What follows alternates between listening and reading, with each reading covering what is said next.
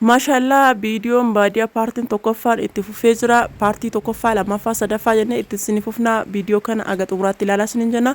Qonnee baaqela facaafne ergasii madaabararraan deebisnee wajjumaan gallaan koottaami. Baaqela akkamii facaasan? Baaqela booyii tartiibaan facaasaa jirra jechuudha. Akkuma isin argitan kana akkamitti booyiin tartiibaan akkamii facaasa jedhu beekuu barbaannaniin hanga xumuraatti nu wajjin tuffufaa sinin jedha. Baaqela facaafne madaabararraan deebisnee xumurree wajjumaan gallaan wajjin tura. Akkasuma viidiyoo baadiyyaa paartii itti aanullee akka qabadhe sinin dhufuuf viidiyoo kana like subscribe godhaa sinin jedha. Hanga xumuraatti ilaalaa ittiin bu'aaraa ittiin gammada.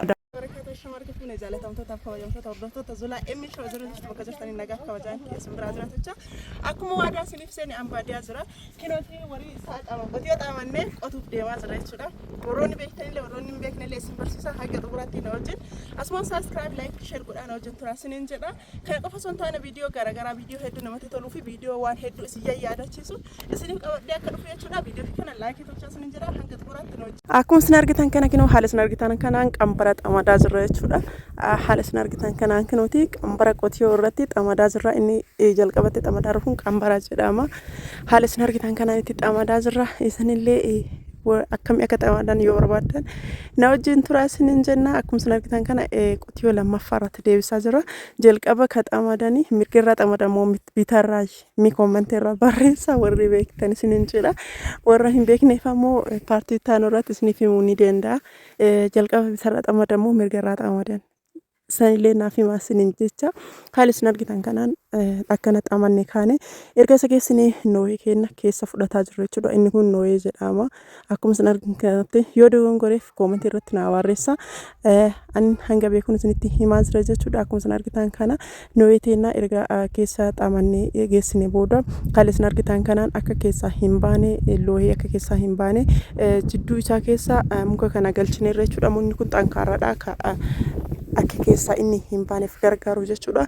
Akka isin argitan kanatti erga xamadee geessee booda gara qonnaatti deemeerra jechuudha. Haala isin argitan kanaan qotaa jirra.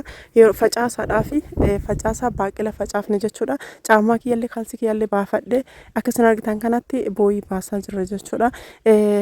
Baaqela facaasuuf deemnaa. Baaqelli nu facaafnu akka qamadiitti osoo hin taane kan booyidhaan facaasan jechuudha. Booyidhaan kan facaasan kun akkamii akka faca'ullee hanga xumuraatti yoo wajjin turtan ni argitan sinin jenna. Akkuma isin argitan kana kinooti qonni warri salphaasanitti fakkaatuuf qonni baay'ee ulfaata jechuudha. Zulaan teessan wanti isin hin beekne hin jiru.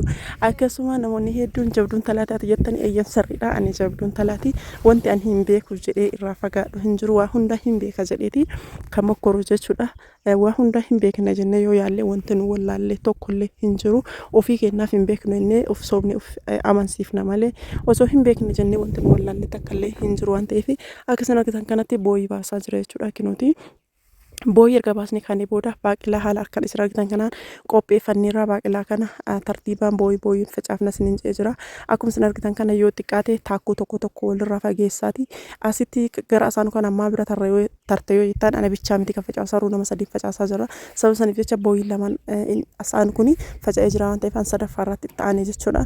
Akkuma isin argitan kana yoo xiqqaate taakkuu tokko walirraa fagaata facaasaa jira jechuudha. Yookaan akkuma boqqollaatti jechuudha. Akka facaafnu boqqollaa akkamii akka faca'u hin beektanii akka jechuudha. Sababni isaa hin dhala waan ta'eef akka walitti as socho'ee kotaa kotuu arabu waan garaagaraa akka nuun orgineef jecha taakkuu tokko walirraa fageessa. Haala isin argitan kanaan facaasuu qabnaa jechuudha.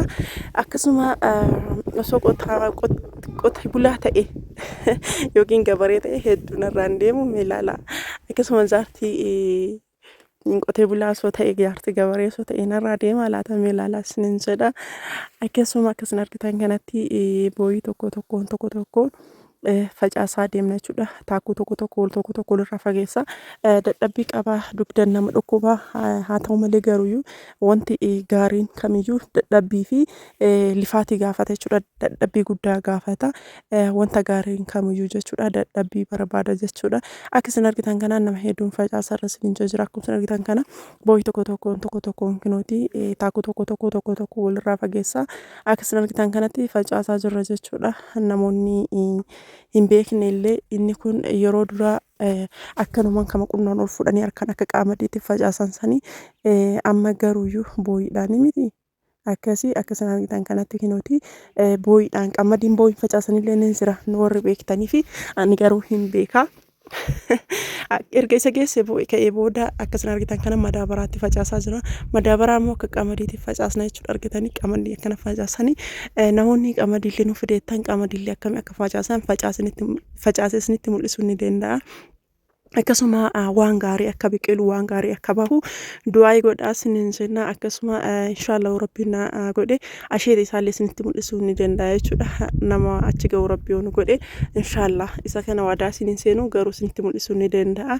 Facaasaan facaase akkam akka ta'ee fi akkami akka bahu wajjumaan laalla jechuudha. Akkuma argitan kana madaabaraa facaasara madaabaraatti illee yabbisnu itti illee naphisnu. Sababni isaa yooti yabbisne midhaan kana guba jechuudha. Yooti yabbisne illee duwwama ta'a jechuudha. Likki isaatitti facaafna jechuudha. Garuu gara haphinnaatti daba warroonni dhiiraa warri beektanii jechaan jedhe kun dhugaadha moo soba dogongoorellee natti hima warroonni dhiiraa ni beektanii dubartiilleen garuu ta beektuun ni jirti akka tiyyaa jabduu taate jechuudha. Akkasuma argitan kanatti madaabaraa kinooti boo'idhaan facaasaa jira jechuudha.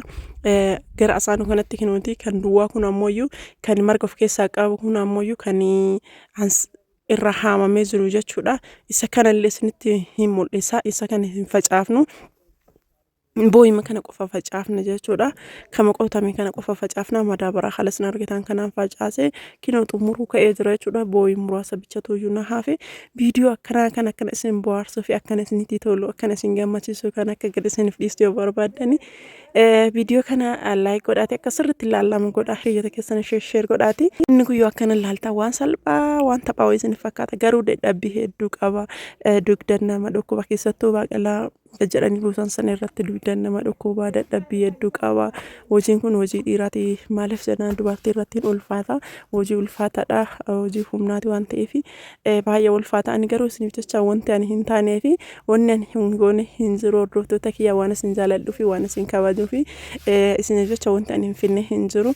Kanaaf jecha isinillee wanti isinirraa eegamu like gochuudhaan viidiyoon kun akka sirriitti ilaalame na gammachiisu godha. Ani isin gammachiisu jecha kinooti baha bu'aa bahii hedduu bahii isinitti mul'isaa jira. Ani beekellee haa ta'u isiniif jecha baradheellee haa ta'u akkasuma argitan kanatti kinooti isinitti mul'isaa jira.